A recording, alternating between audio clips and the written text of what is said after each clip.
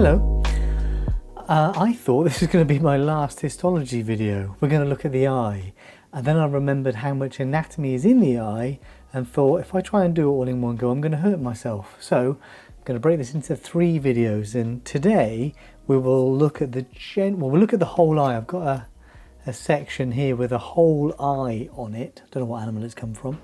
So we'll look at the general layout and then we'll focus on the connective tissues. They are important. I'll tell you why in a minute.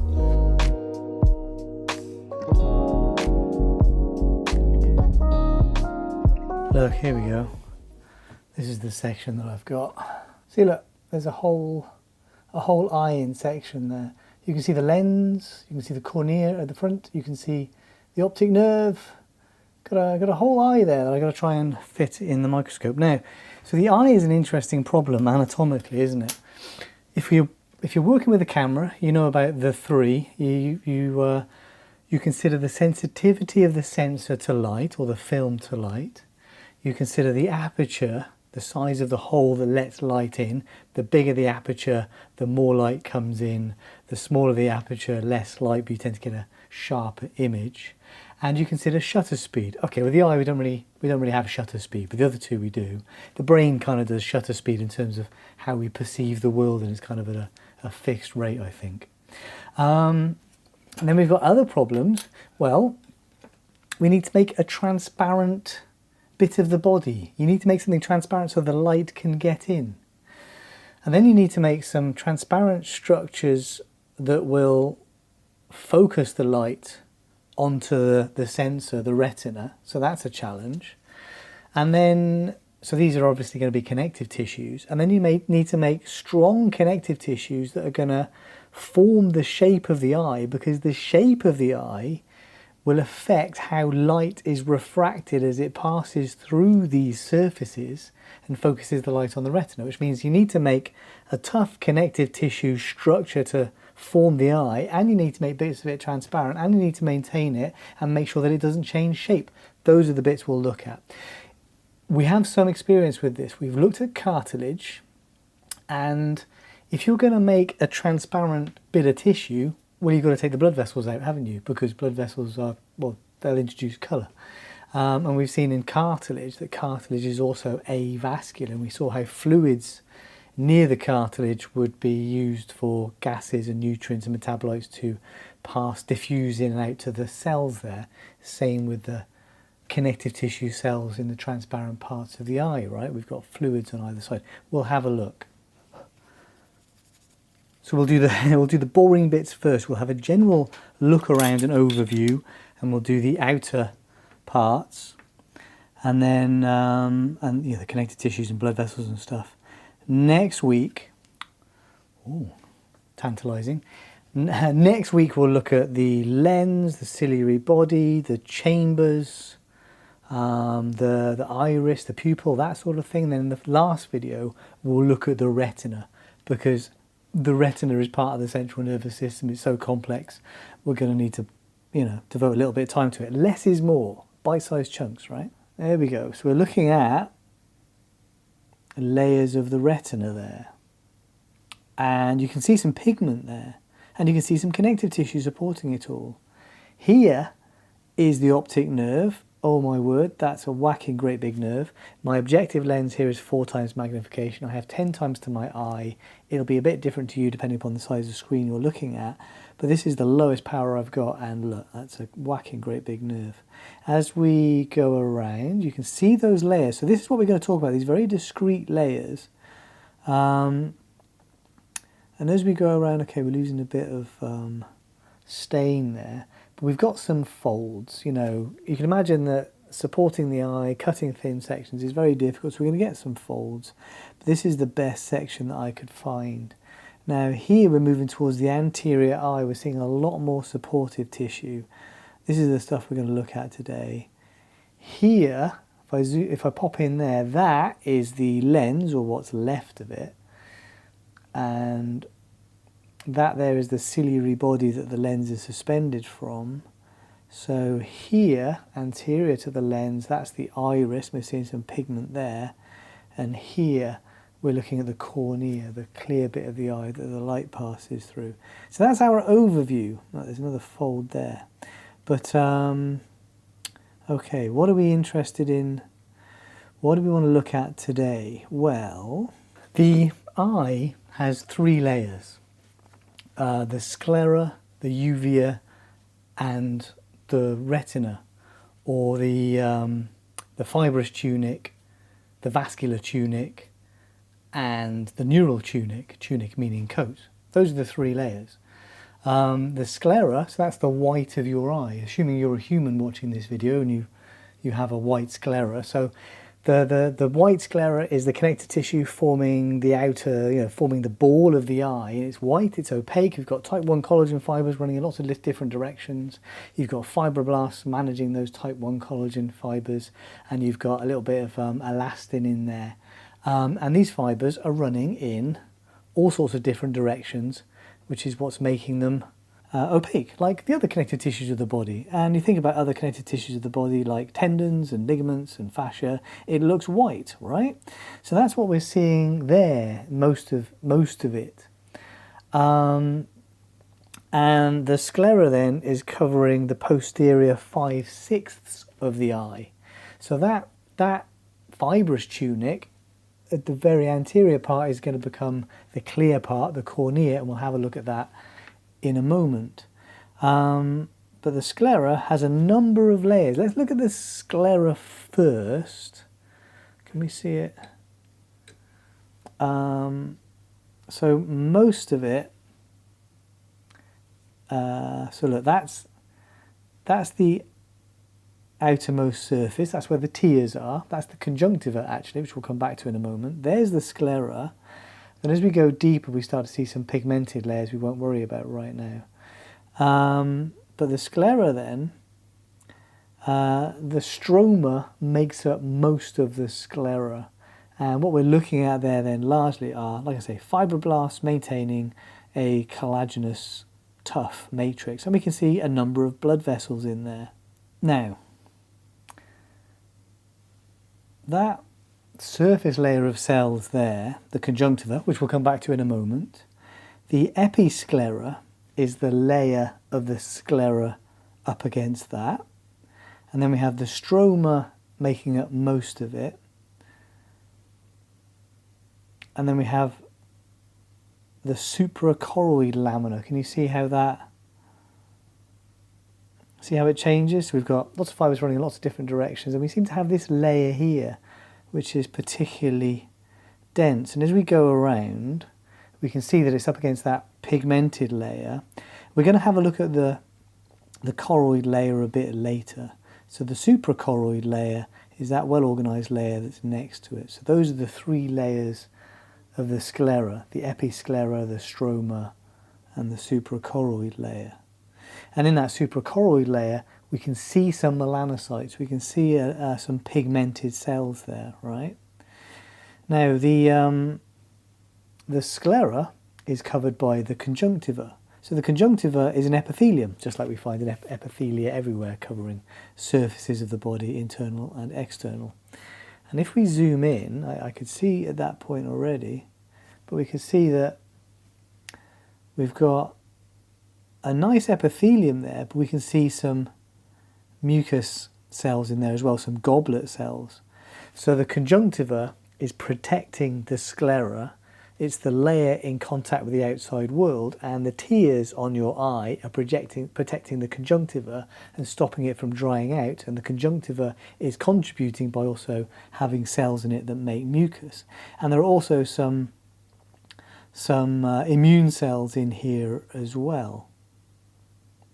And the conjunctiva, we can actually see up there. So that then would be the eyelid, right? So can you see how the conjunctiva is continuous around there? So the conjunctiva covers the sclera and then folds back on itself and lines the inside of the eyelid. And that's what we're seeing there. So the front of the eye is sealed up. You can't just like stick your finger around the back. The conjunctiva is transparent. It's a thin layer. We can see what 5 layers of cells there. It's a non-keratinized, stratified squamous epithelium, which is the sort of epithelium we might find covering most external parts of the body. And let me pop out to a lower power. The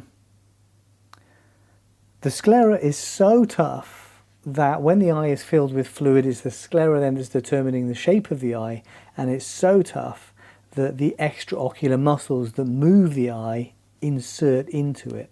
And what we're looking at here is then a dense, irregular connective tissue. And if we follow the sclera around anteriorly, now we've got a bit of a fold here, which is going to muck things up a little bit. Actually, let's go from the other end. There's our sclera, there's the conjunctiva. It's all pulled apart a little bit with tissue preparation and sectioning. So there's our dense, irregular connective tissue, and look, it's starting to become very regular. So here now, this looks quite different, doesn't it? This is the cornea. Those collagen fibrils have become aligned in a very well-ordered manner so that light can pass through this tissue. So instead of collagen fibers running in lots of different directions, they're layered, and adjacent layers probably run in different directions. So it's still very strong, but this is the cornea. And we can see some nuclei in there, so there are some cells in there, and the epithelium on the surface of the cornea looks a little bit different, and the cells lining the deep layer of the cornea also look a little bit different.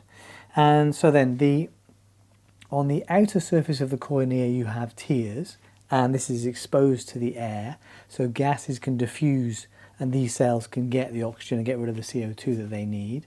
And on the deep surface we have the fluids inside the eye, which I'll talk about next week. So the cells in this clear tissue can get their nutrients, get their gases from the fluids that they're up against, and then those molecules will diffuse through the tissues to the cells as needed. So what are the layers of the cornea? Okay, so we've still got that non-keratinized, stratified squamous epithelium, but there are fewer layers now, so the epithelium is a little bit thinner. And deep to that epithelium is a supporting connective tissue layer, Bowman's layer, and then most of the width, 90% of the width of the cornea there is the stroma. So fibroblasts are in there, and those collagen fibers arranged in a very, very well organized manner, which allows light to pass through. And then we have Descemet's membrane, and so the cells we can see on the deep surface are an endothelium. They are a simple squamous epithelium, I think in this case. They might be a simple cuboidal epithelium sometimes. So simple means there's a single layer of squamous flattened cells forming that endothelium on the deep surface of the cornea up against the fluid inside the eye. And Descemet's membrane is supporting those cells, but those cells of the endothelium are a little bit special because they have ion pumps inside them, and they pump ions and they act to keep the cornea a little bit dehydrated, which is important in keeping the cornea transparent. Let's bump up and have a look at that at a little bit of a higher power. So remember, we're looking at the cornea, so that's the outside world there. There's the surface epithelium. So there's that non-keratinized, stratified squamous epithelium. It's maybe 3 or 4 cell layers thick there, supported by Bowman's membrane just deep to it. The stroma makes up most of the width, and what we're seeing there are bundles of collagen fibrils, and we can see the nuclei of fibroblasts that are maintaining those collagen fibrils. And then we have another clear thickness there, so that's Descemet's membrane. Descemet, I think it's Descemet. Descemet's membrane. And then we see those endothelial cells on the surface there. So this again, like I say, it's all type 1 collagen. A little bit of elastin, but the layers are important to the function of making a connective tissue that withstands the pressures of the fluids in the eye, which are important in generating the shape of the eye, and yet also act to keep it transparent to let light into the eye. But not that unlike other tissues that we've seen in the body, maybe. The other thing we should probably look for is the limbus. The limbus is where the sclera becomes the cornea. It's actually a lot easier to see on an actual eye. I say easier, just because this section is a bit folded. But okay, if that's cornea, cornea, cornea. Oh, there we go. That'll be the limbus there, right? We can see a change, can't we? You can see that surface epithelium is getting a lot thicker there. So that'll be the limbus, where the sclera becomes the cornea. The cornea bulges out a little bit in humans as well. It's part of the refraction of light and what have you. Okay, so it's like eating your greens, isn't it? I don't know if this is the boring stuff. I like it because I'm a connective tissue nerd, but I imagine that it's less interesting to other people. But there we go. We've looked at the cornea and the sclera. So as we come around here, it's not very good on this side because we're losing the stain, but as we come around posteriorly, this is where we're getting the proper retina, the proper light detecting cells. You can see there's a heavily pigmented layer, and then there's a connective tissue layer supporting all of this, right? So there's the sclera coming around there. It's essentially going to be continuous with the dura mater. So the eye develops as an extension of the brain, of the cerebral hemispheres, and the dura mater and the pia mater and arachnoid mater, those are all covering the central nervous system. So essentially the dura mater extends out with the optic nerve into the orbit, and the sclera they're different, but the sclera is kind of continuous with the dura mater. Anywho, so we're saving the retina for the future, and we're saving the lens and what have you for the future. We want to look at one more layer here, if I can find a good bit. I was trying to avoid going to the retina, but let's go all the way to the back of the eye, because this is actually going to be oh yes, that looks lovely actually. Bump up, so 10 times magnification. Now we're right at the back of the eye here. I was avoiding the whole horrible truth until later, but on the left side there we're looking at the cells of the retina. So we're looking at the layers of neurons that are involved in detecting light and transmitting action potentials. And then we've got a pigmented layer, and in that pigmented layer we can see blood vessels. So this is the choroid layer. The choroid layer is that vascular tunic, the vascular coat. The choroid layer is really important because this is supplying blood to the retina. So we can see pigmented cells in there, we can see blood vessels in there, and then the layer to the right of that, that's the sclera that we've been looking at, right? So the connective tissue, and then over here is fat and what have you at the back of the orbit. But we're right at the back of the eye now. If I jump up to my 20 times objective lens, which adding on the 10 times magnification to my eyepieces is giving me 200 times magnification, that is a beautiful, both beautiful and terrifying image. Right, the other thing we've got to do inside the eye is, well, it'd be nice if you could stop light bouncing around. So the inside of the eye is lined with melanocytes that make a dark pigment so that you don't get all that reflection of light, right? You don't get all the light bouncing around. So if you've dissected an eyeball, I was doing that with some school kids a little while ago, you open up the eye, that's what you see. You see all this melanin inside the eye, it's very black. Okay, so next to the sclera is the suprachoroid layer. There's a layer there.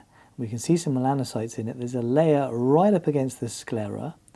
Most of the width of the choroid layer is the vascular layer, which is where we're seeing those larger blood vessels, right? And then almost up against the retina we have the choriocapillary layer, choriocapillary, so the capillaries of the choroid layer. Right, so we're getting small blood vessels in there. Maybe we can see a few of those. And then there's another layer, so a membrane. It's like a thicker basement membrane, Bruch's membrane, Bruch's layer. Well, Bruch's membrane, and that's up against. You can see there the first pigmented layer of the retina itself. So that layer of pigment of the retina is separated from the choroid layer by Bruch's membrane. So we've got the sclera, the suprachoroid layer, the vascular layer, the choriocapillary layer, and then Bruch's membrane, and then we're into the retina properly, which we're going to save for future weeks because my brain is already struggling with all this. Sneak peek, but that first layer of the retina up against that pigmented layer, those are the rods and the cones. But like I say, we'll save those for a future week. Okay, so the aim today in this first video, of course, if I've done all the videos, you can just run them all together and drive yourself crazy, can't you? But the aim was to look at the eye as a whole.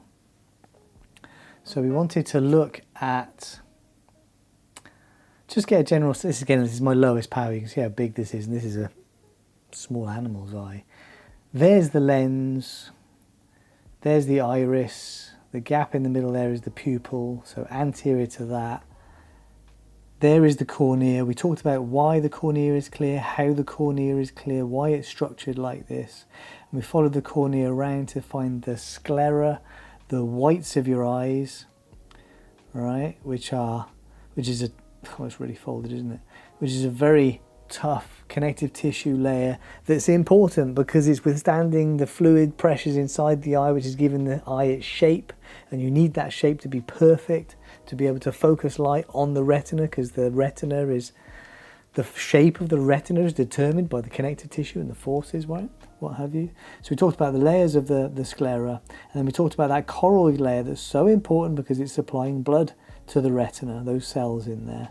And we talked about the conjunctiva, the epithelium covering the surface of the eye. And we talked about how it's quite possible to make transparent tissues if you align the collagen fibrils in the right way and you take out things like the blood vessels and that sort of thing. But then you have to solve that problem of getting nutrients and gases in and metabolites out by putting fluid up against these tissues and diffusion and that sort of thing. Anyway, those are the major connective tissues of the eye. I haven't done the lens yet. That's the other major connective tissue of the eye. The lens is important, of course, because it becomes cloudy with age, forming cataracts, and is replaced. I think that's the most common surgery in the world. So next time we'll look at the lens, we'll look at the iris, we'll look at the pupil, we'll look at the ciliary body, we'll look at all those bits involved in focusing light on the retina, and then we'll look at the retina in a subsequent video. Good Lord, I hope that was useful because that was challenging. See you next week if you want more. Okay.